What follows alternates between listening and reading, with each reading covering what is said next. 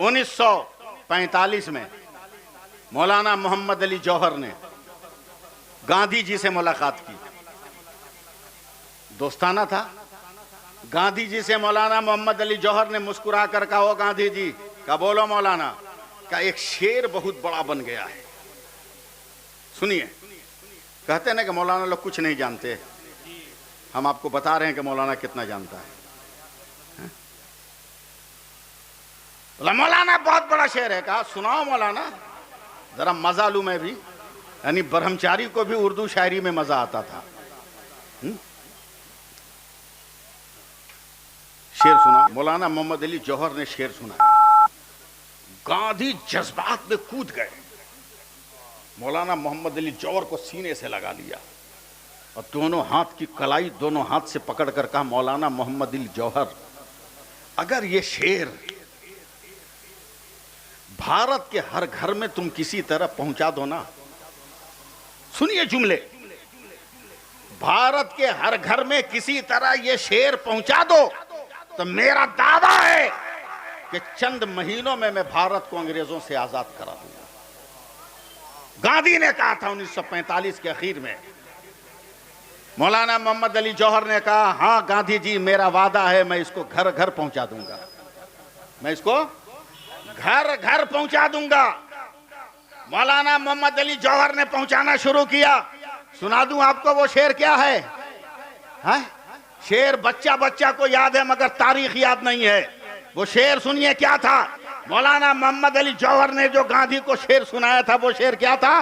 कत्ले हुसैन असल में मर्गे यजीद है, इस्लाम जिंदा होता है हर करबला के बाद। का घर घर पहुंचा दो, इतनी बहादुरी आएगी कि मैं भारत को आजाद कर लूंगा। 45 के आखिर में ये शेर सुनाया गया और 47 के 15 अगस्त को आजाद करा लिया गया। आजाद करा लिया गया। मगर मैं आपकी तवज्जो चाहूंगा कि करबला की ये जंग हुई कैसे। देखिए, अगर हमें कोई मजबूत बिल्डिंग बना ली हो सोहेल खान साहब, अगर कोई मजबूत बिल्डिंग बना ली हो तो हम यूं ही नहीं बना सकते, हम उसका नक्शा पास कराएंगे, उसकी प्लानिंग करेंगे हम। अगर जमीन सही नहीं होगी तो हम सोइल टेस्ट करने वाले इंजीनियर को बुलाएंगे। कहा जलजले बहुत आते हैं, तूफान बहुत आता है, ऐसा मकान बनाओ कि जलजला में भी ना हिले, तूफान में न ये गिरे। तो सोइल टेस्ट करने के बाद जो इंजीनियर आपको फार्मूला देगा उस फार्मूला पे बनाना होगा। रड इतना देना होगा, स्टोन चिप इतना देना होगा, सीमेंट का मात्रा इतना होगा, बालू की पोजीशन ये होगी, इतना पानी देकर इतनी मोटी ढलाई करनी होगी, तब जाकर आपकी बिल्डिंग जलजलों में बची रहेगी। खिजीरपुर के मुसलमानों, मैं आपको दावते समात नहीं, मैं दावते तहरीक आपको दे रहा हूं कि आप जरा गौर करें और सोचें और समझें और मेरी बात की गहराई में पहुंचे कि एक सोइल टेस्ट करने वाला इंजीनियर आपको जो फार्मूला दे देता है उस पर जब आप मकान बनाते हैं तो उस मकान की गारंटी और जमानत रहती है, उस मकान की गारंटी और जमानत रहती है। ये एहसास हो कि मैं बहुत ही पढ़े लिखे लोगों के बीच में इरफान बोल रहा हूँ, अभी आ गए, बोल रहा हूँ, जरा सी तवज्जो की जरूरत है। मिट्टी टेस्ट करने के बाद इंजीनियर आपको प्लानिंग बताता है, आपको प्लान देता है, आपको पूरा प्रोग्राम देता है। आइए आइए,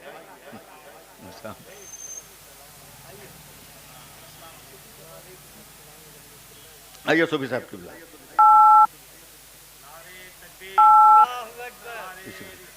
और सब खैरियत? तवज्जो दें। एक सोइल टेस्ट करने के बाद इंजीनियर जो प्लान देता है उसके मुताबिक अगर छड़ के रड के फंक्शन में कमी कीजिएगा तो जिम्मेदार आप हैं, कंक्रीट और सीमेंट में कमी कीजिएगा तो बिल्डिंग डैमेज होगी तो जिम्मेदार आप हैं, इंजीनियर नहीं है। ठीक इसी तरह जिस तरह दुनिया में मकान बनाते हुए हम जमीन का सोइल टेस्ट कराते हैं, हजरत उम्मे सलमा के घर में मेरे नबी आराम फरमा है, अचानक हजरत जिब्रील अमीन आते हैं और आने के बाद अपनी मुट्ठी मुस्तफ़ा जाने रहमत की मुट्ठी में खोल दिया है। मेरे नबी ने हैरान होकर कहा, ए जिब्रील ये क्या है? कहा या रसूल अल्लाह ये मिट्टी है। कहा क्या करना है? कहा इसको टेस्ट करना है, इस पर बहुत मजबूत बिल्डिंग बनानी है, बहुत बड़ी इमारत बनानी है, बहुत बड़ा मकान बनाना है। है। या रसूल अल्लाह, इस मिट्टी को टेस्ट करना है, सोयल टेस्ट करके बताइए कि इस बिल्डिंग के प्लान में क्या क्या मटेरियल लगेगा। मेरे नबी ने मुस्कुरा कर कहा होगा, ए जिब्रील बताना मकान क्या बनाना है, कैसा मकान बनाना है। तो हजरत जिब्रील ने अर्ज किया होगा,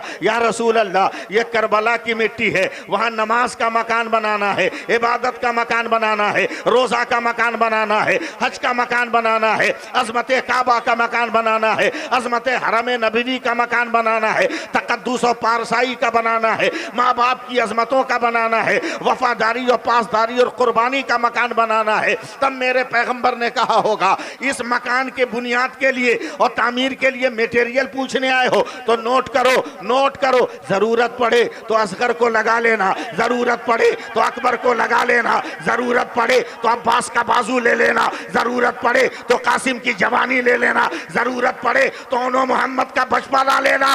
और जब मकान फिनिश होने में बाकी रह जाए, मटेरियल खत्म होने लगे, तो मेरे हुसैन का सर ले लेना, इस्लाम का मकान बन जाएगा।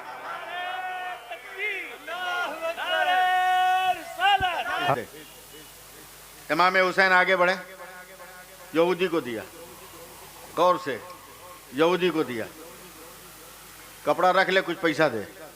हर दौर में यहूदी इस्लाम का मजाक उड़ाता है, आज भी उड़ा रहा है, आज भी उड़ा रहा है। कहा, हुसैन कैसी जरूरत पड़ गई कि घर का कपड़ा बाहर बेच रहे हो।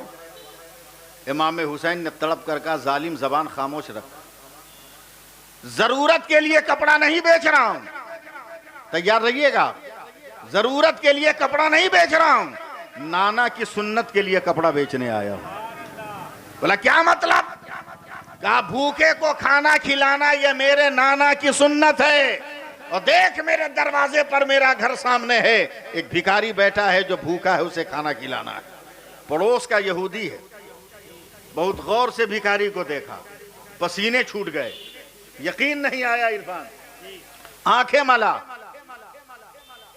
दुकान से निकलकर मौला अली के दरवाजे तक गया, करीब जाकर उस भिखमंगे को देखा, गुस्से में कांपने लगा, अपनी दुकान पर आकर इमाम हुसैन को पकड़ के झंझोड़ दिया। कहा, हुसैन, अरे जिसको खिलाने के लिए इतना हम कपड़ा लेकर आए हो बेचने, क्या उसको पहचान भी रहे वो कौन है? समझ भी रहे हो कि वो कौन है? जान भी रहे हो कि वो कौन है? इमाम हुसैन ने जवाब दिया, गैब दा पैगंबर का नाती हूं, मैं जानता हूं कि वो कौन है। गुस्से में वो जालिम यहूदी कहता है, नहीं हुसैन, तुम नहीं पहचानते, मैं बताता हूं वो कौन है। कहा, जल्दी बको। कहा, से 6-7 महीना पहले तुम, तेरे भाई हसन, अब्दुल्ला इब्ने जुबैर, अब्दुल्ला इब्ने अब्बास, अब्दुल्ला इब्ने उमर, अब्दुर्रहमान बिन अबू बकर, ये सब मदीने के बच्चे पहाड़ के किनारे तीर चलाकर निशाना देख ठीक कर रहे थे। तेरा तीर बुलंदी पे चला गया, तू अपने तीर को तलाशने गया, पत्थरों से टकराकर, गर्मियों से परेशान होकर तेरी जबान सूख गई, तू प्यास से एकदम बिलकने लगा, सामने एक झोपड़ी नजर आई, तुमने उस पे आवाज दिया था, मैं मुस्तफ़ा जाने रहमत का नाती और नवासा हूँ, अगर एक गिलास पानी पिलाकर मेरी प्यास खत्म कर दोगे तो मैं वादा करता हूँ कल मैदान क़यामत में नाना को कहकर मैं तुम्हें कौसर का जाम पिला दूंगा। ए हुसैन, याद है? कहा, तुम बोलते जाओ, मुझको सब याद है। कहा, इतना कहने के बाद कौन निकला था? कहा, एक जालिम निकला था, उसने मेरे गाल पे तमाचा मारकर कहा था, ये वो दरवाजा है जहां जानवर तो पानी पी सकता है मगर आले पैगंबर पानी नहीं पी सकता। ए हुसैन, याद है वो जालिम? कहा, अभी तक याद है, और मेरे गाल में उसके तमाचे की चमक अभी तक पाई जाती है। कहा, हुसैन, तुम नहीं पहचानते, आज जो तेरे दरवाजे पर भूखा बनकर खड़ा है वही जालिम है जिसने तेरे गाल पर तमाचा मारा था। तो हुसैन मुस्कुरा कर कहते हैं, कसम खुदा की मैं पहचान रहा हूं वही है, मैं जान रहा हूं वही है, मैं उसकी हकीकत जान रहा हूं, वही जालिम है। का फिर भी उसको खिला रहे हो? तो बचपन का हुसैन जवाब दे रहे हैं, अरे क्या करो, वो तमाचा मारकर अपना खानदान बता रहा था और मैं भूखा खिलाकर नाना जान बता रहा हूं कि मैं रहमतुल लिल आलमीन का नवासा।